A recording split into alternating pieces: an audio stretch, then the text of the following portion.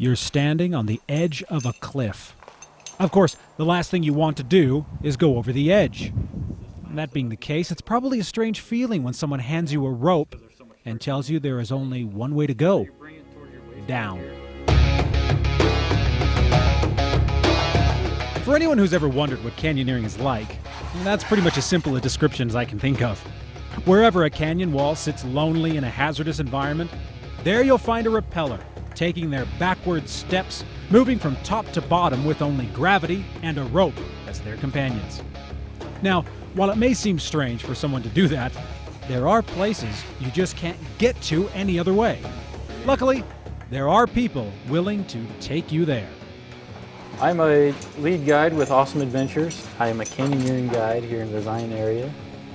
We take people out into slot canyons like this, and they go out rappelling, hiking, wading through water, stemming across, the slot canyon.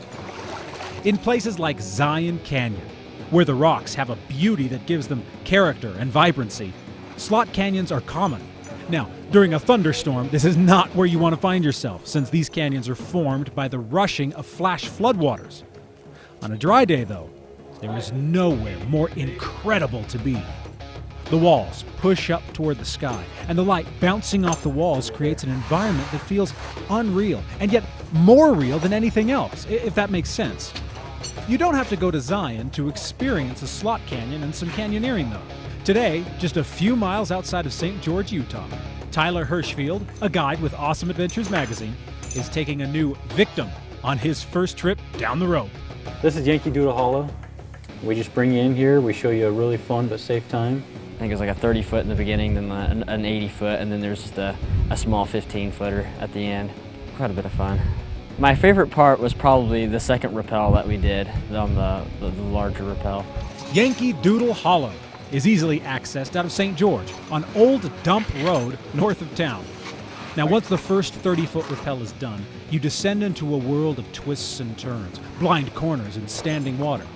There is no escape, except by continuing down toward the valley. The hike is punctuated only by more rappels, the second and most perilous of which forces canyoneers to look over the 80-foot drop, take a deep breath, and back slowly into the unknown. Now, it isn't as scary as it sounds, though, as you're supported by a guide literally from top to bottom. It's actually very safe out here. We've got certified guides that'll bring you out. They'll do all the rope rigging. So all you do is come out, we teach you the skills, and you just enjoy your time in the canyon. You don't have to worry about any of the technical stuff. We take care of lunches, drinks for you. We provide all the equipment, so all you do is show up and we'll bring you out here. After each drop, the hike continues, forcing the canyoners to scamper over rocks and slide down inclines until finally the world opens back up to a view that commands the attention of all who see it. Now, you may wish never to find yourself gazing into a chasm deep in the earth, with your only option being to descend into it. But that fear, that adrenaline rush, is one of the things that makes the experience so thrilling in the first place. Plus, exploration is all about finding a new experience and giving it a try. There are places in the West you'll only discover if you have a rope in one hand, a belayer at your beck and call, and a healthy supply of courage to call on when you need it. Our season starts about the April 1st and it ends about September 31st. We still do trips in the wintertime, not so much. Our canyons fill up with ice and snow. It's been probably one of the better experiences I've had outdoors.